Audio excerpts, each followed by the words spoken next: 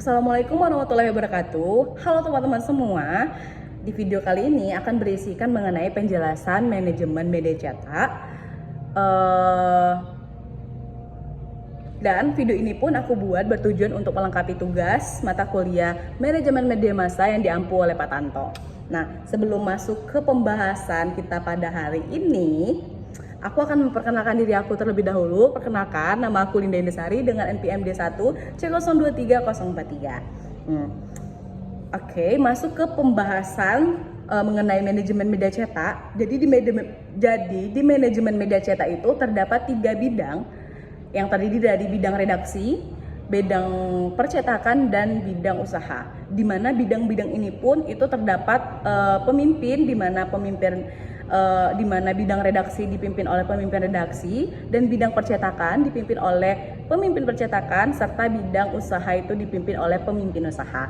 Dan tentunya pemimpin-pemimpin ini itu memiliki tupoksi dan tugasnya masing-masing. Tugas daripada pemimpin redaksi itu fokus kepada penerbitan, sedangkan pemimpin percetakan itu fokus kepada produksi hasil penerbitan tadi sehingga bentuk cetak, dan pemimpin perusahaan itu mengembangkan usaha penerbitan. Nah, lebih lanjut kita akan membahas lebih jelas lagi mengenai bidang-bidang yang sudah aku bahas sebelumnya.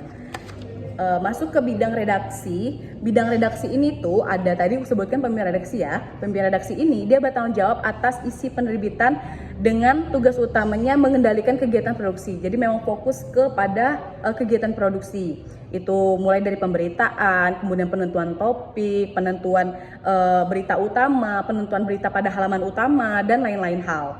Terus pemimpin redaksi ini itu juga dibantu oleh dua bidang lainnya, itu ada redaktur pelaksana dan ada juga redaktur halaman atau editor. Nah, redaktur pelaksana ini tugasnya itu langsung dari pemimpin redaksi. Jadi pemimpin redaksi ngasih tugas itu langsung ke redaktur pelaksana. Ibaratnya tuh pemimpin redaksi ini tuh fokus ke mengawasi, sedangkan redaktur pelaksana itu fokus ke eksekusi dan terjun langsung ke pelaksanaannya. Dan ada redaktur halaman atau editor yang fokus kepada penerimaan bahan berita dari wartawan, dari koresponden, ataupun bahkan press release dari lembaga atau organisasi-organisasi tertentu, di mana berita itu pun dipilih lagi apakah cocok atau sesuai ataukah tidak sesuai dengan aturannya masing-masing. Dan kemudian setelah dipilah tadi kita masuk ke proses pengeditan, dan pengeditan kata demi kata itu diedit oleh namanya tuh sub-editor. Nah, selanjutnya itu ada wartawan. Wartawan ini ya seperti biasa mencari berita, mengumpulkan berita, kemudian mengolah berita tersebut. Dan di media cetak itu ada 3 jenis wartawan. Ada wartawan tetap, dan ada wartawan pembantu, dan ada wartawan lepas. Selanjutnya itu ada koresponden. Koresponden ini merupakan wartawan pembantu yang berdomisili itu di daerah-daerah tertentu atau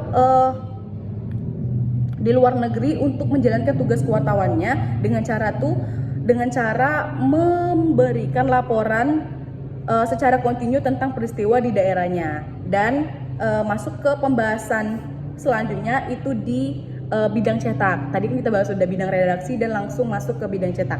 Bidang cetak ini ada 3 proses yang dilalui. Pertama itu dimulai dari menerima order cetak yang sudah jadi. Jadi tadi bidang redaksi sudah bikin tuh berita yang mau dicetak. Jadi diterima orderan itu, kemudian dicetak langsung oleh petugas percetakan, dan kemudian petugas percetakan pun mencetak sesuai sejumlah yang diinginkan, kayak berapa eksemplar gitu kan.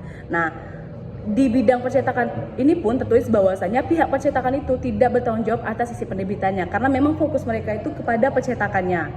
Sedangkan fokus ke penerbitan itu, isi daripada percetakan tadi itu fokusnya itu di bidang redaksi tadi.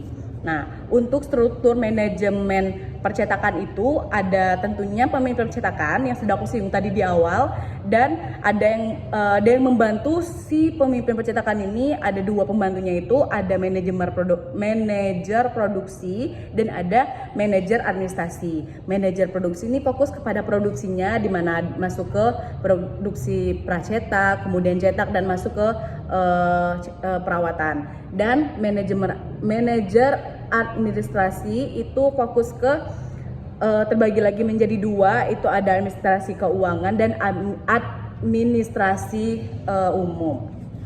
Nah, pada pembahasan selanjutnya kita masuk ke bidang usaha, di mana bidang usaha ini ada pemimpin usaha dan ada bagian-bagian lagi di mana terdapat bagian iklan, bagian sirkulasi, dan bagian keuangan.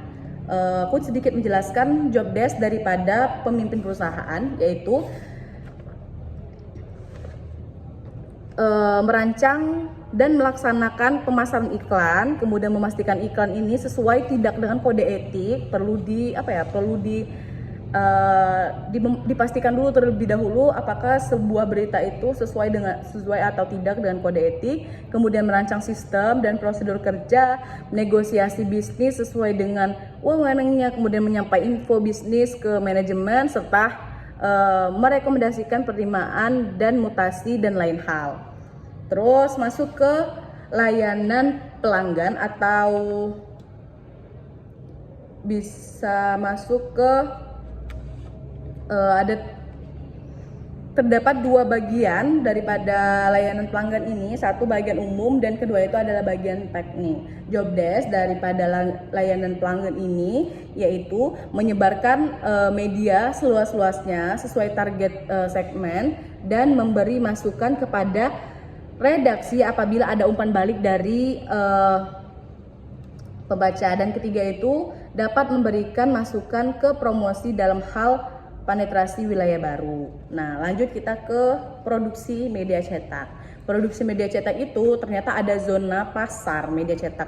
Nah, zona pasar dari media cetak ini tuh satu itu ada city zone. City zone ini maksudnya batas wilayah media cetak itu berada. Dan ada lagi primary market area, yang dimaksudkan area utama tempat media cetak itu menyajikan berita dan pelayanan iklannya. Selanjutnya itu ada retail trending zone.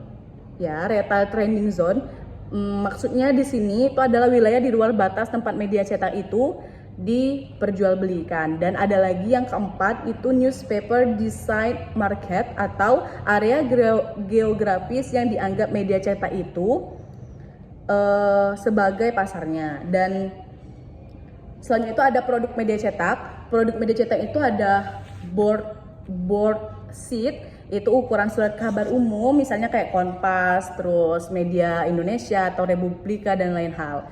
Nah, selanjutnya itu ada tabloid.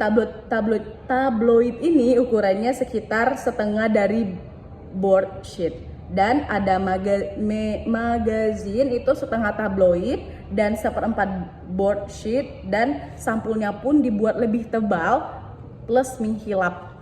Dan empat itu ada book, itu setengah dari magazine, 1/4 tabloid, dan 1/8 board sheet. Itu untuk ukurannya. Dan yang kelima, masuk kita ke kelemahan serta kekuatan daripada media cetak.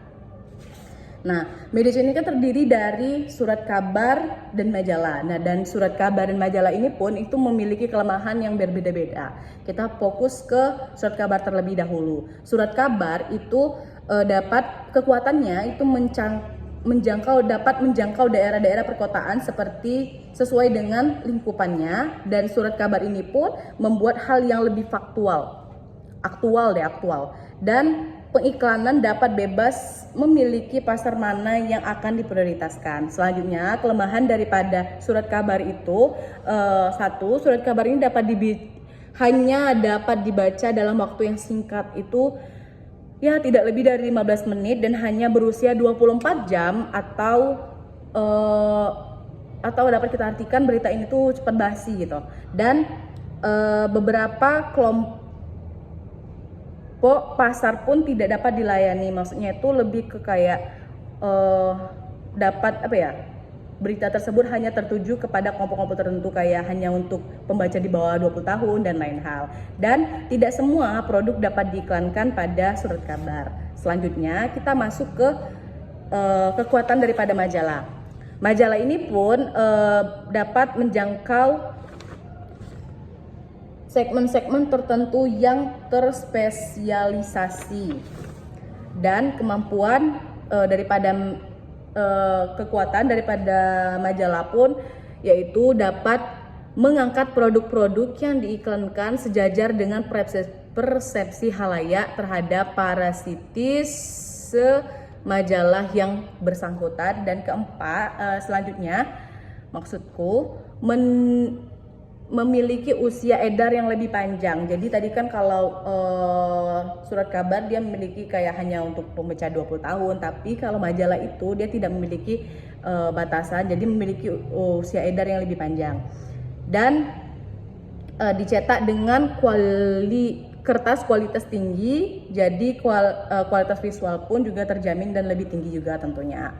Dan kelemahan daripada majalah pun itu fleksibilitas yang terbatas, karena pengiklanan harus menyerahkan final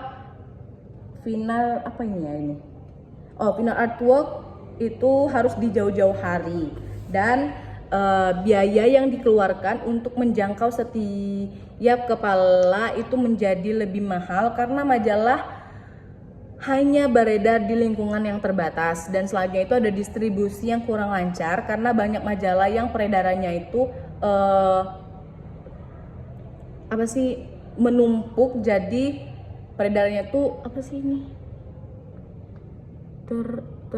majalah yang peredarannya itu luas, jadi menumpuk di rak-rak toko buku ya, kurang lebih seperti itu.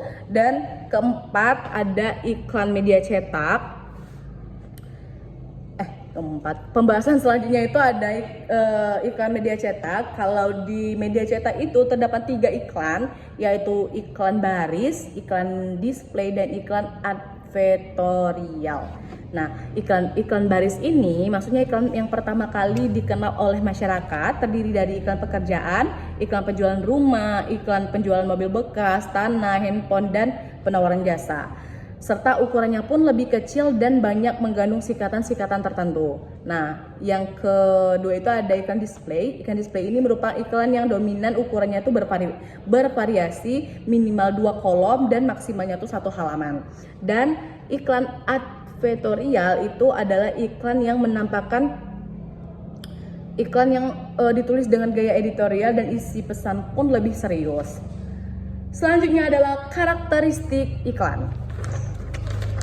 Udah 12 menit. It's okay.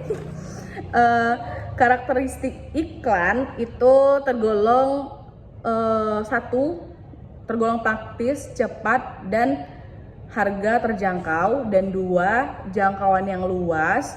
Ketiga itu